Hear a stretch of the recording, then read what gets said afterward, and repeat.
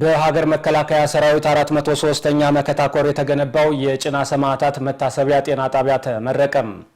በሰሜን ጎንደር ዞን ዳባት ወረዳ ጭና ቀበሌ የሀገር ባለውለታዎችን ለማሰብ የተገነባው ጤና ጣቢያው ከ28 ሚሊዮን ብር በላይ ወጪ እንደተደረገበት ተገልጿል።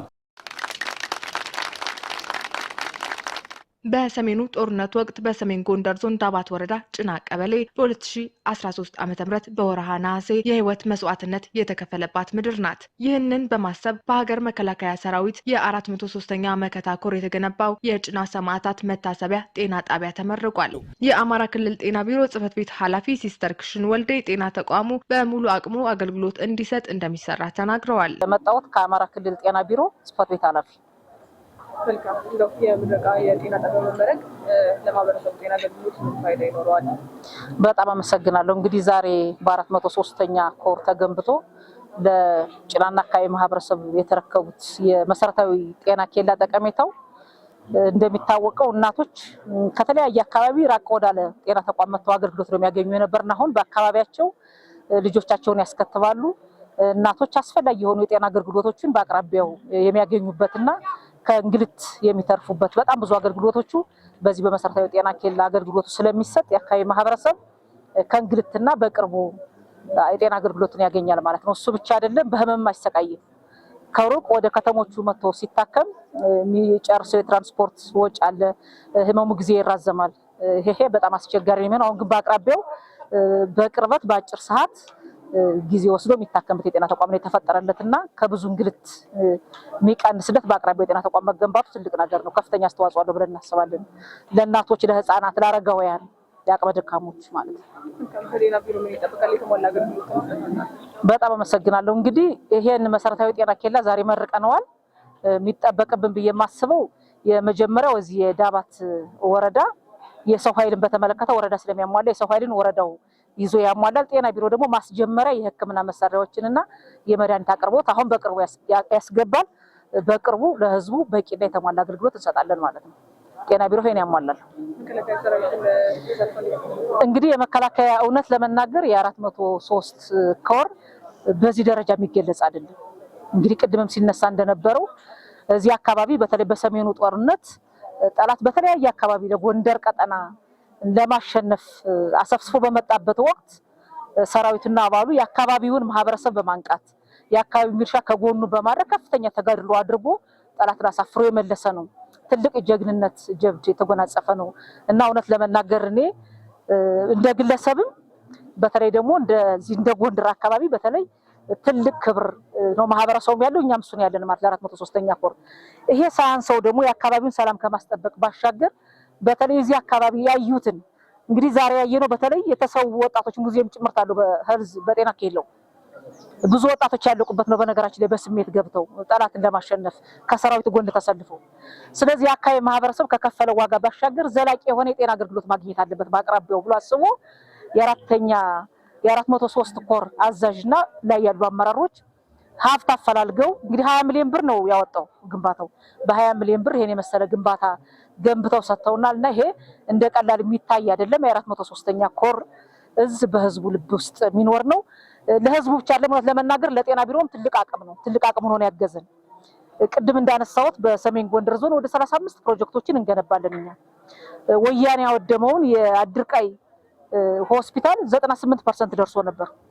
በ46 ሚሊዮን ብር መጠናቀቅ ላይ ያለን የወደመ አሁን 98 ሚሊዮን ብር ተመድቦ በጤና ሚኒስቴር ግንባታው እየሄደን ያለ ማለት ነው። ሌሎች ፕሮጀክቶችንም እየሰራን ነው። ይሄን መከላከያ ባይገነባልን ኑሮ የጤና ቢሮ ሐሳብ ነው የሚሆነው።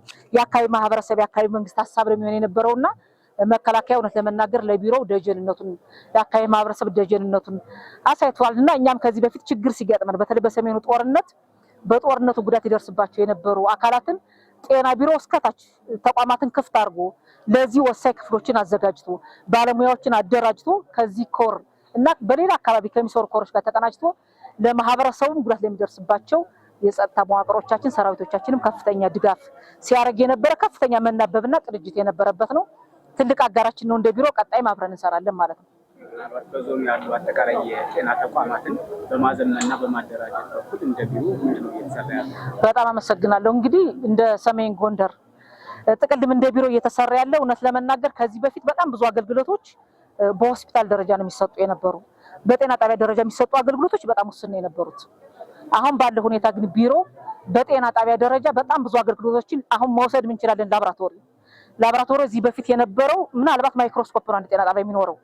ዛሬ ላይ ግን በጤና ጣቢያ ደረጃ የአልትራሳውንድ ለእናቶች በጤና ጣቢያ ደረጃ የኦፕራሲዮን አገልግሎት የጀመሩ ጤና ጣቢያዎቻችን አሉ። እናቶች በቅርቡ ወደ ሆስፒታል ከሚመጡ እዛው አገልግሎት እንዲያገኙ እናደርጋለን። የሲቢሲ ማሽን የምንለውን ሌሎችም የሕክምና መሳሪያዎችን እያስገባን ያለንበት ሁኔታ አለ ማለት ነው። ስለዚህ እናቶች በአቅራቢያቸው ባለ ጤና ጣቢያ አሁን ላይ በጣም ብዙ አገልግሎቶችን ይሄ ብቻ አይደለም፣ ሌሎች ግብዓቶችና የሰው ኃይልም እያሟላን አገልግሎቱን በማዘመን በከፍተኛ ሁኔታ እየሰራን ነው። አይታችሁ ከሆነ ጤና ቢሮ በሁሉም በሚባል ደረጃ እንግዲህ ኤምአርአይ ከፍተኛ የሕክምና መሳሪያ ነው። እሱን አሁን በተወሰኑ በደሴና በፈለገ ሕይወት ሆስፒታል ያቋቋመበት ሁኔታ፣ ሲቲ ስካን በተወሰኑ አሁን ደግሞ 10 ይዟል። እንግዲህ በተለያየ መንገድ ላጋርጎ ነው አሁን ይመጣል። ከ10 ሲቲ ስካን አንዱ ለደባርቅ ሆስፒታል የተመደበ ነው ማለት ነው፣ የሚደርሰው ነው ማለት ነውና ትልልቅ የሕክምና መሳሪያዎችን እነዚህ የሕክምና መሳሪያዎች ለማግኘት ማህበረሰቡ ወደ ባህር ዳርና ወደ አዲስ አበባ ነው የሚሄደው ወይ ደግሞ አንዳንዶችን ወደ ጎንደር ሆስፒታል ነው የሚመጣው። ስለዚህ በአካባቢ በጤና ጣቢያ ከፍ ሲል ደግሞ በሆስፒታሎቹ እንዲያገኝ እየሰራን ያለንበት ሁኔታ ነው ያለ ማለት ነው። ሙሉጌታ በእውቀት እባላለሁ። የዳባት ወረዳ ጤና ጥበቃ ጽሕፈት ቤት ኃላፊ ነኝ። መልካም እንግዲህ በዛሬው ዕለት የ403ኛ ወር ያስገነባው መካከለኛ የሆነ ጤና ጣቢያ በሚባል ደረጃ የተሰራ ማዕከል ግንባታ ተጠናቆ ርክክብ አድርጋችኋል። እንደ ወረዳ ካለው የጤና አገልግሎትና ተደራሽነት አኳያ ምን ፋይዳ ይኖረዋል? አገልግሎቱን ወይም ደግሞ የሰራዊቱን ድጋፍ ስንድጋው? እሺ፣ አመሰግናለሁ። 403ኛ ኮርም በጣም ነው የምናመሰግነው። ጤና ማለት እንግዲህ ሁላችንም እንደምናውቀው የህይወት ጉዳይ ስለሆነ ይህን ታሳቢ አድርገው ዛሬ መገንባታቸው በጣም ቴንኪው ነው ማለት የምንፈልገው። ትልቅ ምስጋና ነው ያለን።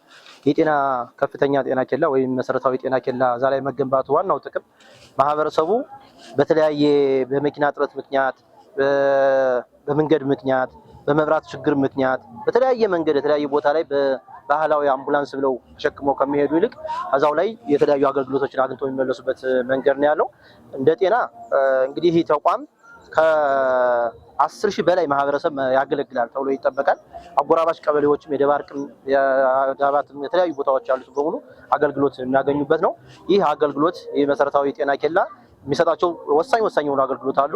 እሱም ቅድም እንዳያችሁት እናቶች ጤና፣ ህፃናት ጤና፣ ተላላፊ በሽታዎች ቲቪ፣ ኤችአይቪ የተለያዩ አገልግሎቶችን ይሰጣል። የክትባት አገልግሎቶችን ሙሉ ይሰጣልና በተለይ በደም መፍሰስ ምክንያት የምትሞትን እናት ለማዳን ትልቁ ዋናው የእናቶች መዋለጃ ክፍል መኖሩ ደግሞ እንደ ትልቅ ግብዓት መሆኑን ያስገነዝባልና በተለይ ተላላፊ በሽታዎችን ለመቀነስ እንደኛ እንደ ጤና በጣም ከፍተኛ የሆነ አስተዋጽኦ እንዳለው ነው እንግዲህ መገለጽ እንፈልጋለን።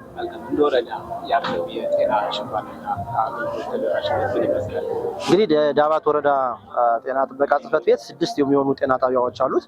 ወደ 31 የሚሆኑ ጤና ኬላዎች አሉት። እነዚህ ጤና ኬላዎች አጠቃላይ ተደራሽነቱ በተለይ ግንባታ ከመገንባቱ ጋር ተያይዞ ከ65% ወደ 75% ማደግ የቻለበት አጋጣሚዎች አሉ።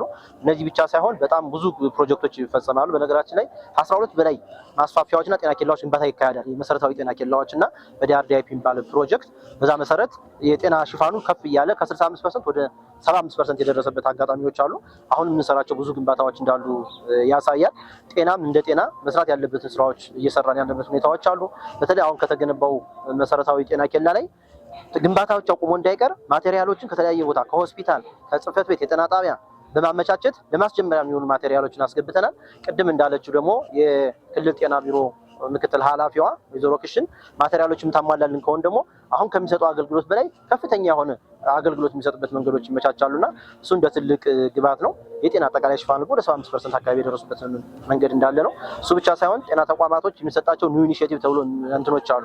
ለምሳሌ ማህበረሰብ ፋርማሲ ተገንብተናል። በቅርቡ እናስመርቅና ስራ እንጀምራለን። ኤፒቲኤስ የሚባሉ 2 ተቋማት ላይ መገንባት ችለናል። ጤና ኬላዎችም ጽዱና ማራኪ ለማድረግም ብዙ ስራዎች እየሰራን ያሉ ስራዎች አሉ። ያው እሱን ደግሞ አንድ ቀመታችሁ ትመርቁልናችሁ ብለን እናስባለን። መልካም እንግዲህ በማህበረሰቡ የሚጠይቃቸው የጤና አገልግሎቶች የተሟሉና በዘመናዊ መሳሪያ የታገዙ እንዲሆኑ የጤና ቢሮ ድጋፍ ለማድረግ እንቅስቃሴ ላይ ነው የሚገኘውና እስካሁን በነበረው ሂደት ለማሟላት ያደረጋቸው ጥረት ምን ያህል? ይሄ በጣም ጥሩ ሀሳብ ነው። ጤና ቢሮውም አጠቃላይ ዞኑም ለጤና ያሉትን ለማሟላት ማሟልቶ የማያውቁ ማቴሪያሎችን ማሟላት ችለናል። በተለይ አልትራሳውንድ የሚባል አለ እናቶች ጽንሳቸውን የሚከታተለው ይህ ተቋም ድሮ ወደ ጎንደር ተልከው ወደ ባህር ዳር ተልከው እንጂ በጤና ተቋም አልነበረም። አሁን በእኛ ደረጃ 2 ተቋማት ላይ አልትራሳውንድ አገልግሎት ተጀምሮ ባለሙያዎች ሰልጥነው እናቶች ከብዙ ስቃይና እንግልት የዳኑበት አለ። አብኖርማል የሆነ እናቶች ሊገል የሚችል ኬዞችም የተገኙበት አጋጣሚዎች አሉና አልትራሳውንድ ጥሩ ጀምረናል። ሌላው የኛም የማይገኝ አሁን ሪፈርስ ባለ በሲቢሲ ማሽን የሚባሉ ማሽኖች አሉ። ዳባት ጤና ጣቢያ ወቅት ጤና ጣቢያ በተለይ ሞዴል የምንላቸው ጤና ጣቢያዎች ማይክሮስኮፖች 6ቱም ጤና ጣቢያዎች ላይ እየተሰራ ያለበት መንገዶች አሉና በተለይ ጤና ቢሮ እየወሰዳቸው ያሉ አዳዲስ ኢኒሺዬቲቮችን እነሱን አፕላይ ለማድረግ ስራዎችን እየሰራን ያለንበት ሁኔታዎች ነው ያሉ። እነዚህ ስናስተካክል ደግሞ የማህበረሰቡ ጤና በዛው ልክ እየተሻሻለ የሚሄድበት መንገዶች አሉና በላቦራቶሪም በፋርማሲም በግብአትም በተለያዩ መንገዶች ሁሉ ነገሮች እየተሟሉበት ያለ ነገር ነው ያለው።